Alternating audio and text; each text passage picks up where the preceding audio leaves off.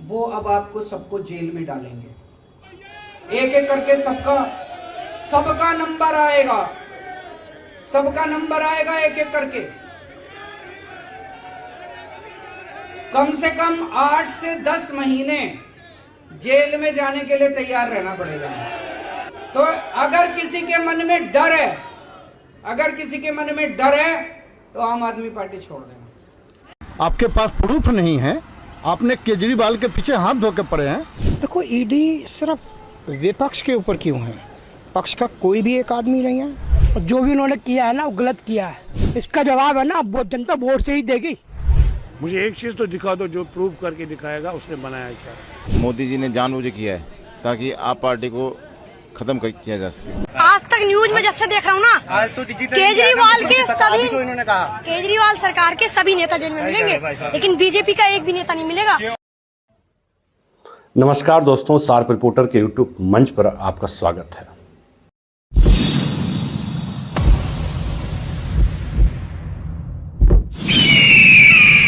आप देख रहे हैं शार्प रिपोर्टर। 9 अप्रैल का दिन दिल्ली के मुख्यमंत्री अरविंद केजरीवाल और उनकी आम आदमी पार्टी के लिए मुश्किल भरा था।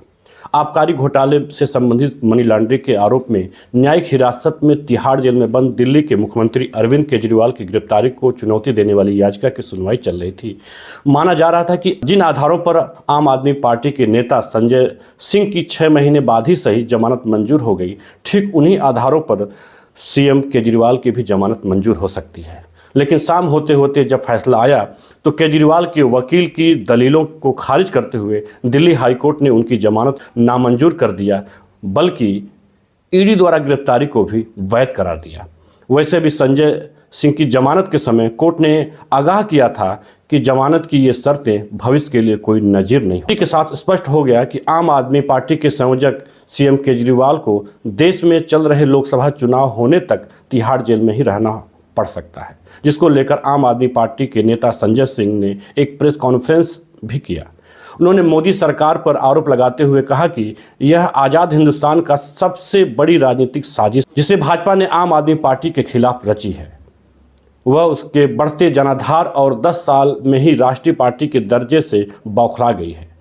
न्यायालय पर विश्वास जताते हुए संजय सिंह ने कहा कि हमें विश्वास है कि कोर्ट एक दिन मामले की तह तक जरूर पहुंचेगी और सच्चाई सामने आ जाएगी। अभी माननीय उच्च न्यायालय का फैसला अरविंद केजरीवाल जी के मामले में आया है, लेकिन जैसा पिछले कई दिनों से लगातार मैं कह रहा हूं, मैं फिर उस बात को दोहरा रहा हूं पूरी मजबूती के साथ और जिम्मेदारी के साथ कि ये पूरा का पूरा मामला भारत की राजनीति में आजादी के बाद से लेके सबसे बड़ा राजनीतिक षड्यंत्र है। एक गहरी साजिश के तहत यह मामला बनाया गया है और इस मामले के पीछे किसी घोटाले की जांच का मकसद नहीं है। दिल्ली की प्रचंड बहुमत से चुनी हुई अरविंद केजरीवाल को गिराने और खत्म करने का मकसद है। पंजाब की प्रचंड बहुमत से चुनी हुई सरकार को गिराने और खत्म करने का मकसद है। आम आदमी पार्टी की बढ़ती हुई ख्याति को और राष्ट्रीय पार्टी का दर्जा 10 वर्षों में हासिल करने की उपलब्धि को खत्म करने की कोशिश है। क्योंकि शराब घोटाला तो भारतीय जनता पार्टी ने किया है, वहां तो मनी ट्रेल मिल गया, 60 करोड़ का मनी ट्रेल मिल गया, लेकिन कोई कार्रवाई अब तक भारतीय जनता पार्टी के नेताओं पर नहीं हुई। और अरविंद केजरीवाल जी के मामले में झूठे गवाह तैयार किए जाते हैं, बेबुनियाद आरोप लगाए जाते हैं। 10-10 गवाहों के 10-10 बयानों को छिपाकर षड्यंत्र के तहत 2 ही बयान कोर्ट के सामने लाए जाते हैं। 10 बयानों में से 8 बयान छिपाकर मात्र 2 बयान कोर्ट के सामने लाए जाते हैं। और मैं फिर से दोहरा रहा हूं, मगुंटा रेड्डी, राघव रेड्डी के 10 बयान थे। अंतिम 2 बयान में जैसे ही उन्होंने केजरीवाल जी का नाम लिया, तुरंत उसके बेटे को बेल मिल जाती है। और मंगुंटा रेड्डी कौन है? आज की तारीख में वो एनडीए का प्रत्याशी है।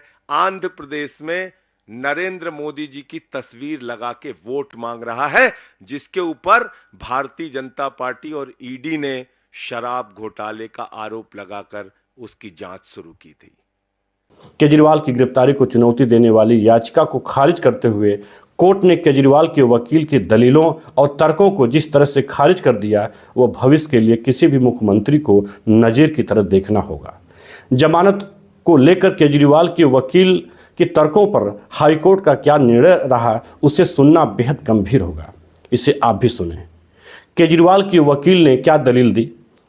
ईडी ने ये कार्रवाई इसलिए की ताकि वह चुनाव प्रक्रिया में भाग न ले सके और पहला वोट पड़ने से पहले ही पार्टी को कमजोर करने की कोशिश की जा सके। इस दलील के जवाब में, या कह सकते हैं फैसले में, कोर्ट ने क्या फैसला दिया, कोर्ट ने क्या कहा, सुने। केजरीवाल को लोकसभा की तारीखों के बारे में पता होगा कि चुनाव कब होंगे। ऐसे में अदालत की राय में यह नहीं माना जा सकता कि गिरफ्तारी का समय ईडी ने तय किया था। केजरीवाल के वकील की दूसरी दलील थी, आखिर चुनाव के बीच में गिरफ्तारी क्यों, जबकि मनी लॉन्ड्रिंग अपराध का एक भी साक्ष्य नहीं।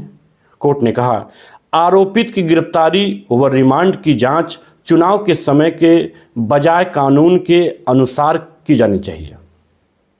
ईडी द्वारा प्रस्तुत फाइलों और सामग्री से पता चलता है कि जांच एजेंसी ने कानून का पालन किया। ईडी के पास हवाला लीडरों को गोवा चुनाव में आम आदमी पार्टी के उम्मीदवारों के बयान, ईडी पर्याप्त सामग्री पेश करने में सफल रही और अदालत के बयान का अध्ययन किया, जो कहानी को पूरा करता है और दिखाता है कि पैसा गोवा चुनाव के लिए भेजा गया था।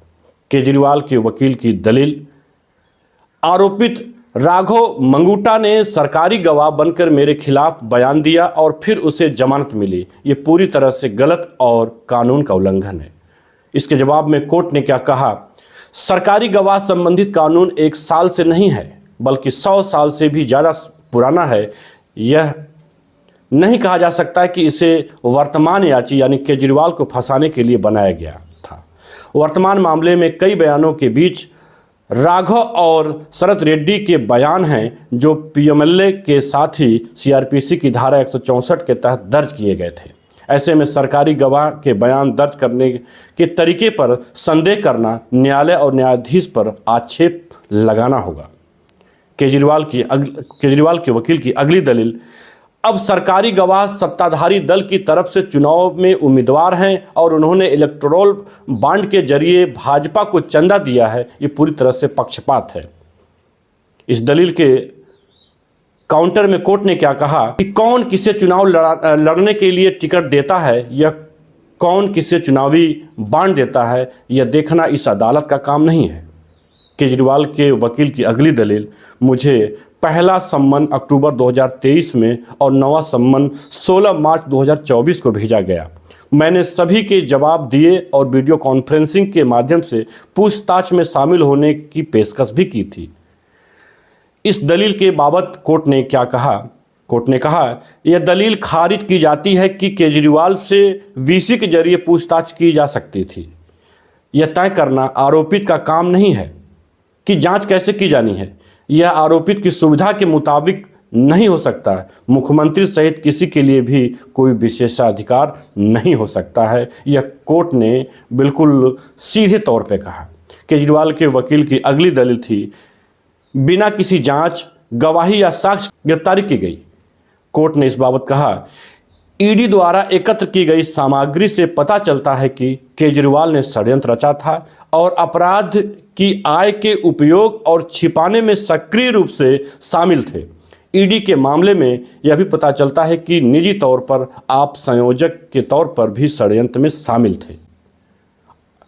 आगे केजरीवाल के वकील फिर अपनी दलील देते हैं कि मामले से जुड़े दस्तावेज जांच एजेंसी के पास उपलब्ध नहीं कराए गए, यानी मामले से जुड़े दस्तावेज जांच एजेंसी ने उपलब्ध नहीं कराए। केजरीवाल कानून के मुताबिक दस्तावेज पाने के हकदार होंगे। केजरीवाल जो है वह कानून के मुताबिक दस्तावेज पाने के हकदार होंगे, यह कोर्ट ने कहा। दोस्तों, ये थे केजरीवाल के वकील की दलीलों पर कोर्ट का जवाब और फिर जमानत को खारिज कर दिया। आपके लिए यह संकट की घड़ी है। उसके टॉप लीडर्स जेल में बंद हैं और स्वयं मुख्यमंत्री तिहाड़ जेल में बंद हैं। देश में आम चुनाव है और पूरी पार्टी की बागडोर संजय सिंह, केजरीवाल की पत्नी सुनीता केजरीवाल और दूसरे नेताओं ने संभाल रखी है। अब देखना दिलचस्प होगा कि दिल्ली के दिल में क्या चल रहा है। क्या दिल्ली आपके साथ जाएगी या फिर भाजपा उसमें सेंधमारी करने में सफल होगी, यह तो भविष्य की गर्त में है। फिलहाल दिल्ली दरबार दिल्ली सहित पूरे हिंदुस्तान को मथ रहा है और विपक्ष दिल्ली दरबार को। धन्यवाद। देखना ना भूलिए शार्प रिपोर्टर।